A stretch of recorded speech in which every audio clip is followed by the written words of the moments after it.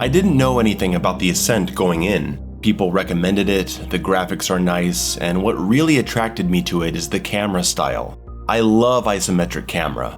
I have fond memories of Project Overkill and splattering guts on the wall. Hades was a joy to play and really shows how great the gameplay can be when the player isn't encumbered by constant camera adjusting. I played Ruiner a bit when it came out, and that was decent. I also love Dead Nation. While not an isometric camera game, it plays just like one, being a top-down twin-stick shooter. Take Dead Nation, tilt the camera a bit, and you've got the Ascent. A game really hasn't scratched that itch I've had since Dead Nation, so the Ascent looked like the perfect game for me right now. And it has local co-op. I love games I can play with someone sitting right here next to me. Lately I've been doing local 4-player Streets of Rage 4, and it's been a blast. So a local co-op option basically sold me on the game immediately. When I started putting this video together, my overall view of the game was generally positive, but the longer I played, the less favorable my opinion became.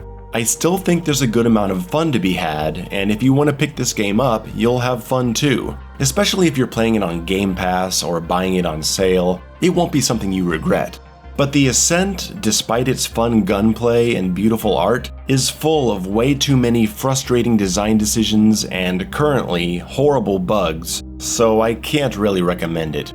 I thought about splitting this video into pros first and cons second, like I did with Bayonetta, but I'm just gonna go with what comes to my mind first. And the thoughts that come to my mind when I think about this game, well, they aren't positive.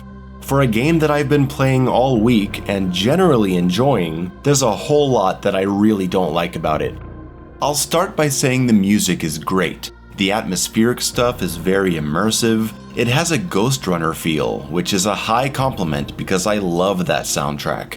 Even in moments when I wasn't enjoying the Ascent's gameplay, the music was so good it made me want to keep going.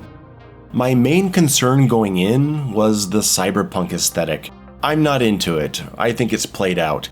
I didn't understand the excitement for it with Cyberpunk 2077, and I don't understand it here. I find it kinda ugly, with all the pastel neon colors everywhere and mishmashed fashion style, and more importantly, it's depressing. The game looks beautiful, there's no denying that. The scope of the world is impressive, and there are moments I just stop to admire certain locations. Sometimes this game looks so good, I found myself thinking, how can I be so critical of a game that has so much work put into the details of its world? But the world overall is bleak and miserable.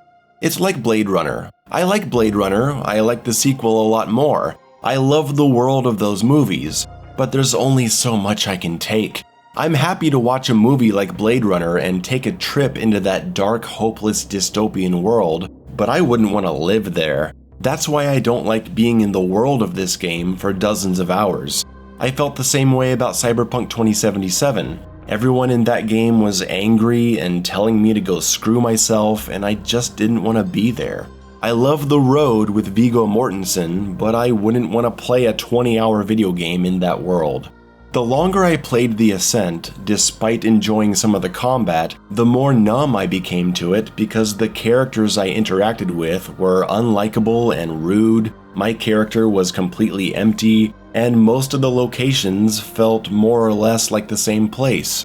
I also find that to be a bit immersion breaking. In the future, everyone looks like this. Every store advertises with a neon sign outside. I don't buy it. There is some variation. When I got to a place that had something different going on, I was happy to see it. But I'm desperately needing a change of environment. This is a video game. You can play with the rules of reality. Can't we find a district of people who value the old ways and build everything out of wood? I'm not saying it has to be that, but do you remember when games had more freedom to change locations?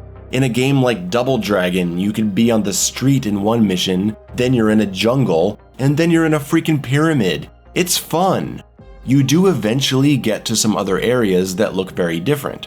This medical facility was such a breath of fresh air. And I love this part on the upper level with the gardens and all the white floors and sunlight. but this was like 15 hours into the game. And when you finish the mission here, it's right back into the dark streets and neon lights.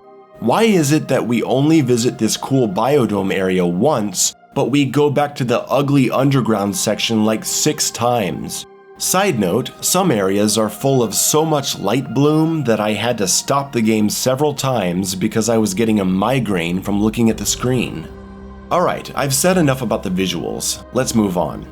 The story of the Ascent is very hard to pay attention to, not just because of unlikable characters, but because it's delivered in such an uninspired way. Run over to this guy and listen to him talk endlessly while your character says nothing. Now run to another part of the city and listen to another guy talk endlessly, all while a computer program is talking at you as you're playing. It was impossible to engage with this, and I gave up trying to understand who's doing what and what's happening. The Ascent's weakest parts are these moments where you're not doing anything.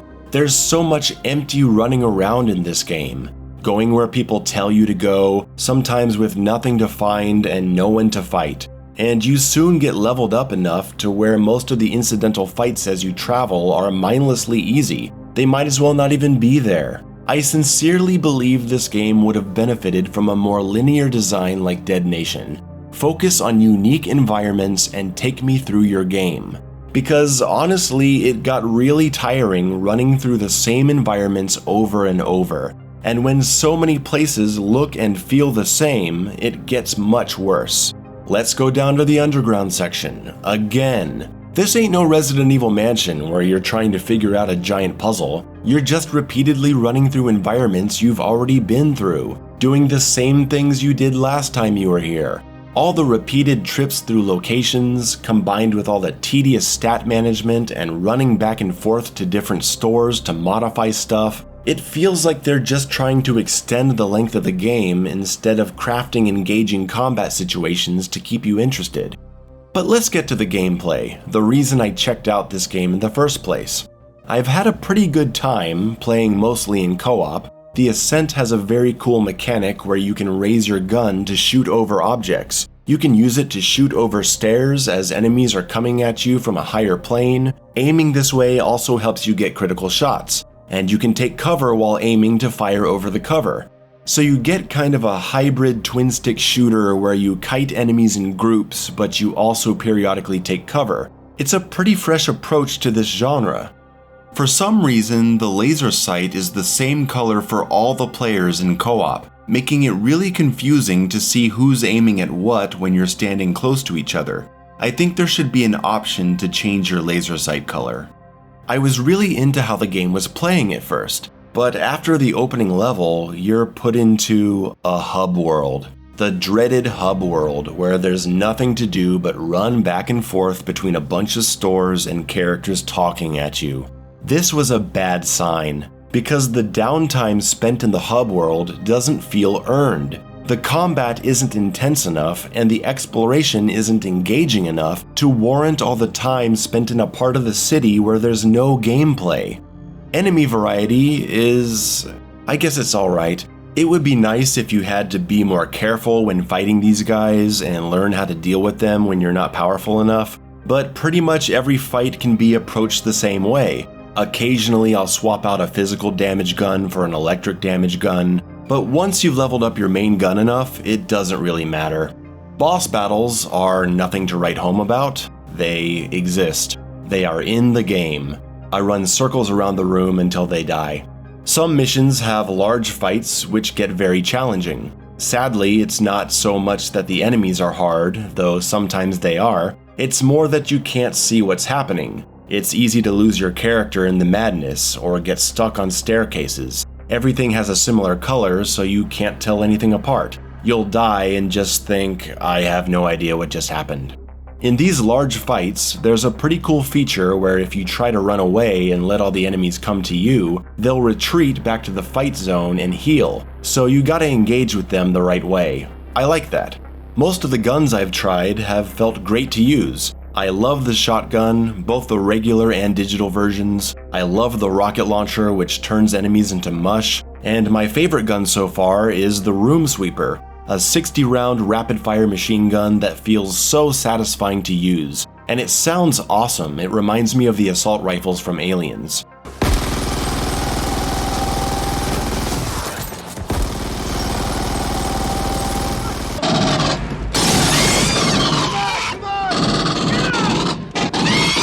I dumped a bunch of upgrade points into this gun and it just shreds. As you play, you'll get new equipment types. Grenades, turrets, healing fields. You can have one equipped and it recharges by damaging enemies, which is a cool mechanic. Apart from that, you can have 2 augments. I like using the energy push because it's good for a panic situation, and the laser cannon for clearing a room of enemies when I need to heal. The shield that slows down bullets is great for popping when you need to resurrect your partner. I'm also enjoying the rocket boots that send you flying towards an enemy with an explosion when you land. I really like the energy system. It recharges over time, different augment abilities consume different amounts of energy, you can upgrade your max energy amount, and you can pick up small energy refills during combat. The energy system might be the best combat feature in the game, and it's something that gives the Ascent its unique identity. Unfortunately, there is no controller layout customization, so I keep accidentally pressing in the left stick when combat gets heated, and I end up wasting my tactical equipment. Why can't I change the button layout? Weapons have different properties like physical damage, digital damage, energy damage, so if you're fighting human opponents, a regular physical gun will do well, but a robotic enemy will be more vulnerable to weapons with energy or digital damage. I didn't see where this was explained in-game though, and when I'm looking at my character screen, there's all these stats that I just don't understand. I don't know what this stuff is. Maybe you do, but not everyone does. And it would be much appreciated if there was a page in the menu that simply explained these concepts and what all these attributes mean. The game hardly tells you anything you need to know to enjoy it, and that's an issue I find with some RPGs and looter shooters. They treat the player like they already know what all this stuff means. These lists of stats and attributes. What is digital damage? How is that different from energy damage? What enemies are vulnerable to what damage type? What damage type are they applying to me when they hit me? What do these physical attributes mean? What is the motorics benefit? Am I looking for a specific attribute that says motorics? Or does motorics mean different parts of the body that can all contribute to the motorics benefit? Am I supposed to dive into the ocean of endless tutorial pages to try to find all this stuff? Can't there be some kind of simple legend presented to the player at the beginning? I'm being asked to spend components on my weapons to upgrade them, and they do specific kinds of damage, but I feel like the game isn't giving me the information I need to make good decisions on what I'm going to invest in. On top of that, you cannot respec your weapon components, so if you've upgraded a weapon that isn't really doing the job for you, or you just don't really like using anymore, you've lost all those points. And then when you've upgraded 1 or 2 guns significantly, that's even less incentive to experiment with new guns because they won't be as powerful as the ones you've already invested in. While I do like the variety of weapons and different RPG-style damage types, the entire system is handicapped by the 2-weapon limit and the inability to switch equipment in real time. In the Ascent, ammo is unlimited, which is fine, but it means you'll always be able to use whatever gun you're most comfortable with. So with a 2-weapon limit, you'll be able to use those guns as long as you want. And in a game like this, where the combat can go from long-range cover-based play, all of a sudden to frantic mid-range combat, and then guys all up in your face, you need to have weapons ready to deal with all those situations. So I'm using my preferred machine gun for consistent damage, and my shotgun for up close. I use the health rejuvenation field as my tactical equipment. But I have all these other weapons. Just look at all these weapons. And different equipment types. I want to use them. I've experimented with them and they're really fun. Like I said, I love the rocket launcher, but I can't use it without screwing with how the game feels like it's supposed to be played, unless I'm specifically in an area where lots of fodder enemies are surrounding me and the rocket launcher is very useful. This game needs a 4-weapon limit instead of 2, to allow players more freedom to experiment with other guns. Same goes for equipment. I want to use other things. There should be a way to have maybe 2 or 3 equipment types equipped so you can cycle through them. because it's really annoying to have to pause the game, go to your loadout, and switch to a different grenade or gun every time. I'm using this physical damage machine gun and a digital damage shotgun. I try using the rocket launcher instead of the shotgun, but then robot enemies are in my face, so I gotta pause and change to the shotgun to deal with them, and it just sucks, man. Imagine if Borderlands played with a 2-weapon limit. It would be a lot less fun. There are 2 buttons unused on the controller, right arrow and right stick button, and you could remove the taxi button and the map button and just make them menu options. So that's 4 free buttons. It would be so easy to add more weapons and equipment types to the controller to switch in real time. And if you think that would break the balance of combat, well, if the game were designed with a 4-weapon limit and multiple equipment types, then the combat would be balanced around that. And there's pretty much no reason not to use the rejuvenation field, because a lot of times there's no way to heal yourself in combat, unless you get some lucky health drops. The grenades suck, the mech sucks, the EMP lasts like 2 seconds, and while they are fun to use, using them means I have no way to heal myself, so I just die. The turret is good in co-op, so you can distract enemies from the healing field that your partner throws down, but in single player, you're just gonna die if you use anything other than healing. I can set down a rejuvenation field, activate my laser cannon, and the damage it does causes my equipment to refill to 100%, and I can set down another one. This game was definitely made for co-op. Some of the battles are terribly balanced for single player, and you have to play in the most boring way possible to make it through. As you're playing, you'll find like a million copies of weapons and armor pieces that you have to tediously take to the store and sell one by one to get credits. It's not like you can break these weapons down into crafting items. All you do is sell them to get credits. So if all I get from this selling of weapon and armor copies is credits, just give me the credits. It's more of that looter-shooter nonsense that adds up to nothing more than busy work, when the game simply could have just given me the credits. No, you gotta go back to the hub world and sell 14 copies of that rifle you picked up. Why? But Mayo, lots of people like looter shooters. Just because you don't like looter shooters doesn't make it bad. No. This isn't just about me not liking looter shooters, because while I may not personally like finding dozens of copies of weapons, I can see the appeal in other games where you can break down these weapons into crafting components as an alternative to simply selling them. But the Ascent doesn't feature that. Literally the only thing you can do with copies of gear and weapons is take them to a store and sell them for credits. That's stupid. That's a waste of time. If all I get from this is credits, just give me the fucking credits. Further complicating things is the camera. The isometric camera that I love so much. It doesn't work very well in this game. Enemies tend to fire at you from off-screen, making you wish the camera was more tilted to give you a better view. I feel like they didn't structure their combat scenarios or their AI behaviors to their camera style. It works really well when you're fighting enemies that swarm you, like the zombies in Dead Nation, but most of these fights have enemies that can sit outside your view and shoot you. Much worse is the fact that large portions of this game are spent running downwards, towards the camera, running towards enemies that you can't see until they're right in your face. It's really bad.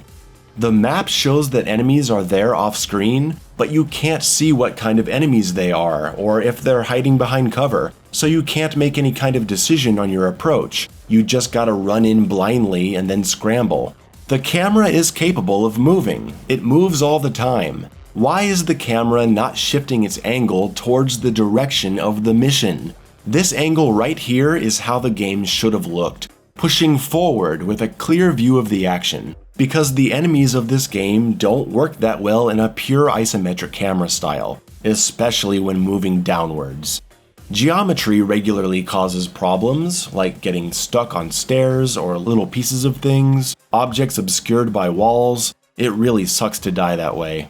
The checkpoint system often makes no sense. On some occasions, if you die, you're sent back, but the game remembers how many enemies you killed, so you can just bully your way through, dying repeatedly until everyone is dead and there's no punishment for it. It's like Proteus, and the game remembers your XP gain so you can die over and over in the same section and continue leveling up your character. So it's like you're being rewarded for playing badly. On the millionth time we had to go back to the underground section, something that made me sigh in disappointment every time, we went through a bunch of rooms of fighting almost exclusively these little fodder creatures. There is no strategy to them, they're just kinda mindless and run at you. It's never fun. You gotta fight hordes of these things every time you're sent down here. On this mission, we fought through 6 or 7 intense rooms of these things. My partner and I died, and we were sent back to the first room. No checkpoint. It was awful. Eventually, we just dropped it to easy so we could push through. I feel like half the time I'm in combat, I'm having a great time, and the other half, I hate it because I can't see, or the weapon limitations discourage me from experimenting with other cool weapons, or the game glitches out. The Ascent launched in a questionable state, mainly speaking about the multiplayer. Lots of reports of people having co-op issues online, but I don't hear anyone talking about the local co-op issues, so I'm going to tell you about my experience. When playing with a friend, some of the elevators wouldn't let us go up together. It was a weird back and forth of getting on and off until we magically both got up there. Checkpoints regularly broke. One boss fight would restart back at the fight after a death, then after a second death it would send us back hundreds of meters and we had to run all the way back. Sometimes we started a game and the sound effects were muted. It was fixed by traveling to another district in single player and loading back in with co-op. Look, I know the developers are a small team. Issues are gonna happen. But busted co-op is busted co-op, and it really soured my experience for several days. My second controller was registering as 2 players, something I've never seen happen in a game. Pressing exit would exit one player out, and then when I resumed the game, it would crash. Every time. We just kept trying random things until it would work, and we never knew why. After a few days, I figured out that the game was counting the second controller and the keyboard as the same player, even though I hadn't touched the keyboard once. So I pressed backspace to exit the keyboard from co-op, and then we were able to play with no crashing. What a weird bug. This seems to have been fixed during the production of this video, but it sure did ruin our experience for a while. What else do I have to say about this game? Navigating the world is a bit of a mess. The map is really ugly, just a big red blob with points all over it. It's a 3D map, but you can't rotate it, so half the locations are obscured. There is a quick travel system that you unlock eventually. You can wait for a train or call a taxi, but these methods don't take you everywhere you'll want to go, so you're still going to end up on these long 400 to 600 meter treks of running. Just running. And you can't call a taxi from inside a building, so you'll have to run all the way back out, even if there's no combat to go through.